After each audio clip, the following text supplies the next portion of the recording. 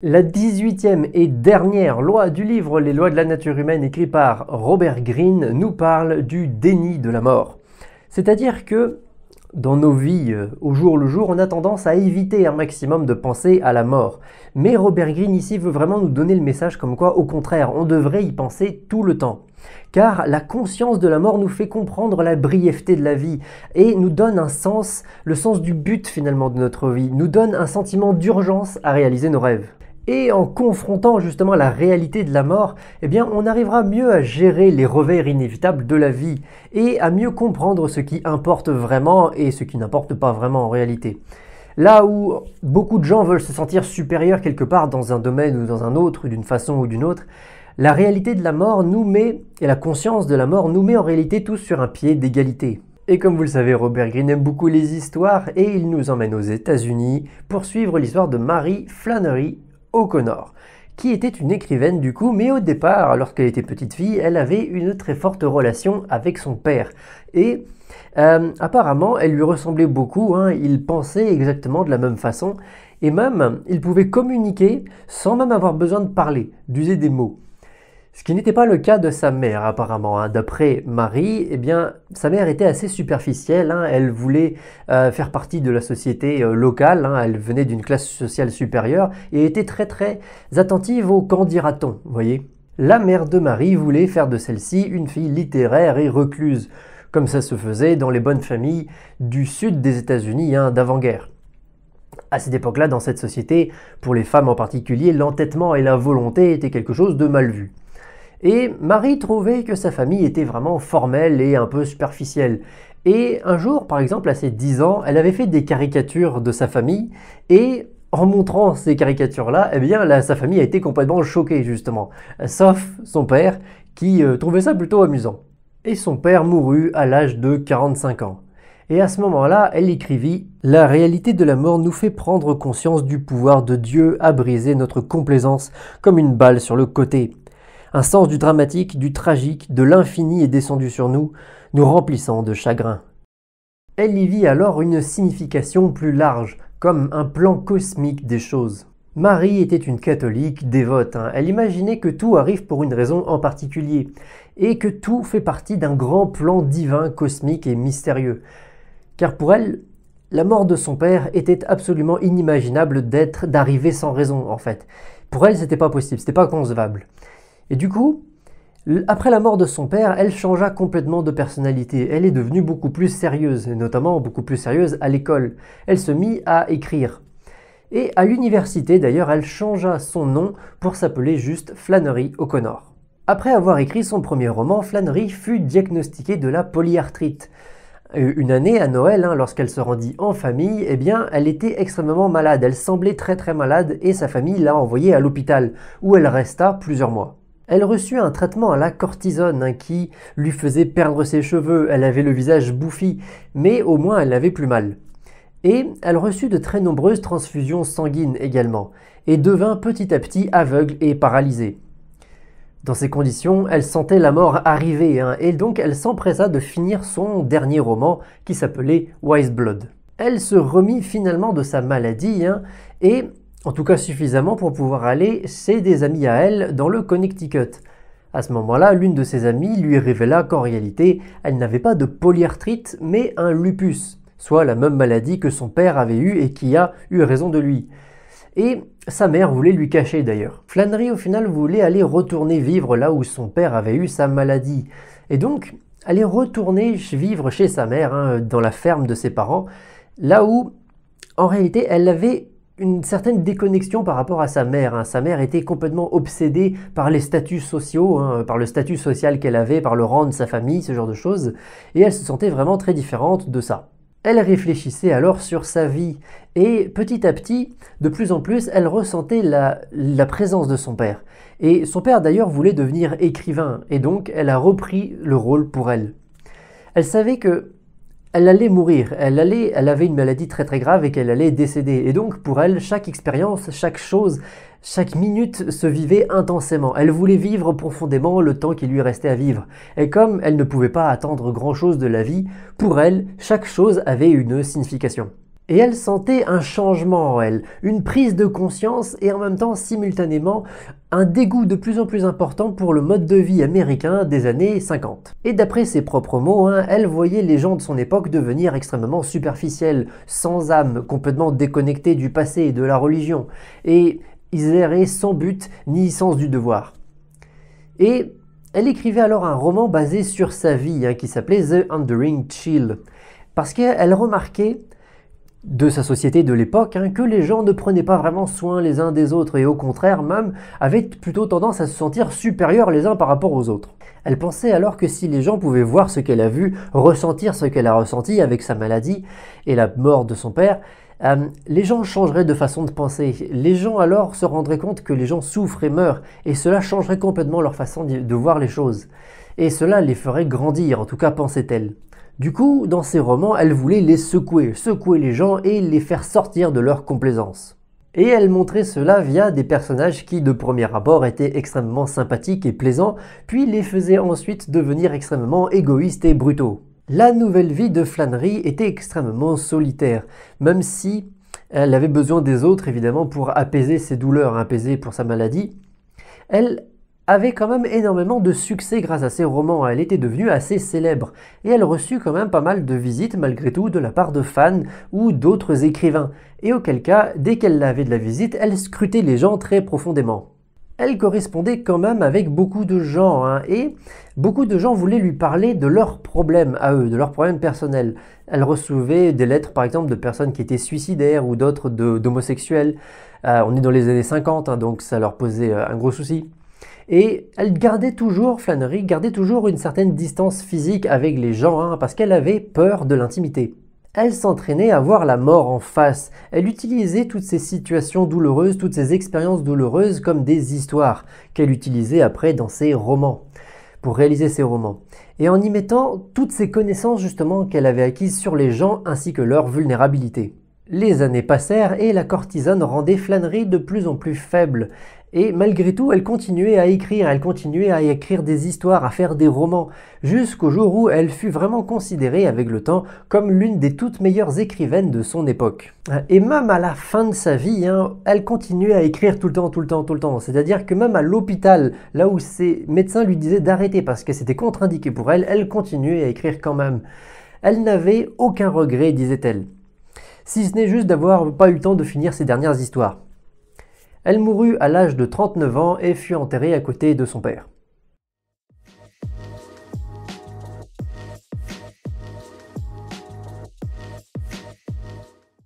L'interprétation de Robert Greene du coup de cette histoire est que Flannery O'Connor s'est retrouvée quand même assez souvent dans le rôle de conseillère, c'est-à-dire qu'elle avait quand même beaucoup de correspondants, d'amis ou de personnes qui venaient la voir et pour leur expliquer ses problèmes. Et elle s'est donc retrouvée très souvent dans le rôle de devoir guider ces gens-là parce qu'on lui posait des questions, de devoir leur dire où mettre leur énergie, comment avoir le sens du devoir, comment avoir le sens à un véritable but dans leur vie, vous voyez. Un peu ce que ferait aujourd'hui un coach de vie par exemple. Elle sentait que beaucoup de gens dans le monde perdaient leur voie, perdaient leur but en fait finalement. Et elle sentait vraiment que les gens, même s'ils testaient plein de choses, s'il y avait tout un tas de distractions différentes, de nouveaux plaisirs, eh bien ils se sentaient de plus en plus vides à l'intérieur, en tombant très facilement dans la solitude et l'adversité. Et ces gens-là alors se tournaient vers Flannery pour qu'elle leur dise leurs 4 vérités en face directement et pour qu'ils puissent trouver une nouvelle direction. Parce que la véritable différence qu'il y avait entre Flannery O'Connor et les autres personnes, c'est que Flannery, elle regardait la mort en face directement, sans flancher, sans esquiver, droit devant. Parce que même si elle avait confiance en la médecine, elle avait complètement accepté la sentence de la mort. Et cela lui donnait un appel pour passer à l'action, pour sentir l'urgence de passer à l'action, et cela l'aidait à aiguiser son sens de l'émerveillement.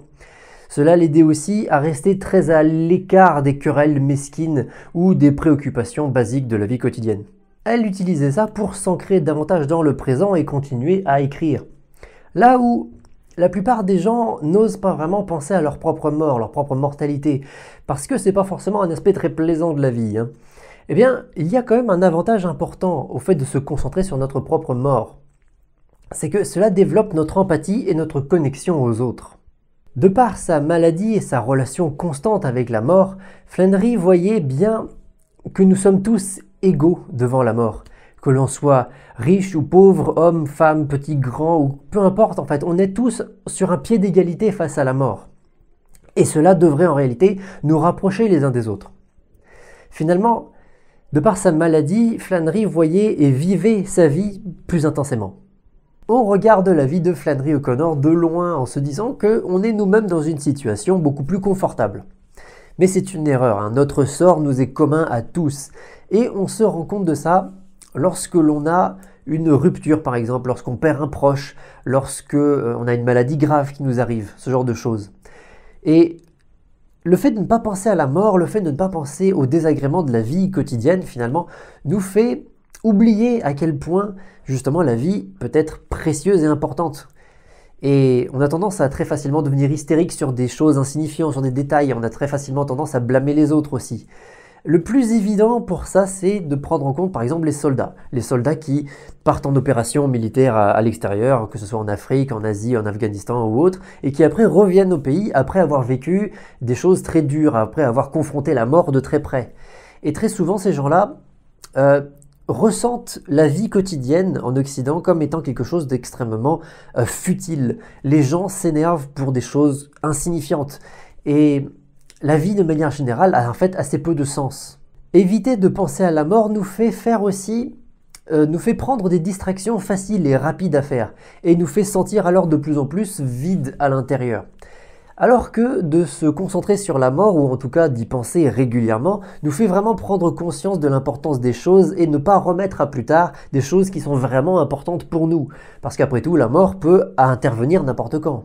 Je vous invite du coup à faire une petite expérience de pensée. Fermez les yeux vraiment, et imaginez que vous êtes dans une pièce dans laquelle il y a 6 autres personnes, 6 autres personnes en plus de vous, mais ce sont des personnes qui vous agacent, que vous n'appréciez pas. Imaginez peut-être que certaines personnes parlent fort et vous coupent la parole très souvent, et ça vous agace. Certaines personnes ont des incivilités, quelqu'un vous a volé quelque chose peut-être. Voilà, donc des personnes qui ne sont pas forcément très agréables, que vous n'appréciez pas. Pas des gens que vous détestez profondément dans votre vie, hein, ce n'est pas le but, mais plutôt des gens qui vous agacent, que vous préféreriez éviter. Imaginez maintenant dans un second temps, imaginez que vous prenez conscience plutôt que tous ces gens-là dans cette pièce-là, y compris vous, vous allez tous mourir au bout d'un moment. On ne sait pas quand, mais il est certain que vous allez tous mourir. C'est votre lot commun à tous. Maintenant, je vous posais la question, est-ce que le fait de savoir et le fait de ressentir justement cette idée de la mort, est-ce que cela atténue un petit peu ou complètement les ressentis que vous avez contre les autres personnes autour de vous? Est-ce que c'est les raisons pour lesquelles vous n'appréciez pas les autres gens ne s'atténuent pas un petit peu, ne s'atténuent pas même beaucoup, vous fait prendre beaucoup de perspectives par rapport à tout ça? Et c'est pour ça que l'on doit arrêter de se sentir supérieur ou spécial, car en réalité, nous sommes tous égaux devant la mort. Et cette idée-là nous envahit d'une grande empathie finalement les uns pour les autres, comme dans une grande fraternité. Et cette idée de la mort, justement, nous donne un profond engagement, finalement, pour nos relations avec les autres et même pour notre travail. Nous devons accepter que la vie implique de la souffrance et de la douleur. Et il ne faut pas essayer d'éviter ces choses-là. Au contraire, il faut savoir les accueillir pour nous renforcer et apprendre.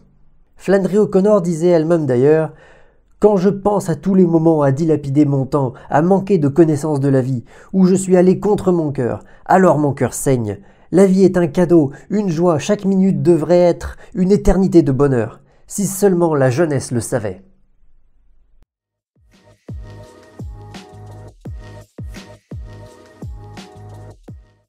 L'une des clés pour comprendre la nature humaine est d'examiner ses propres pensées.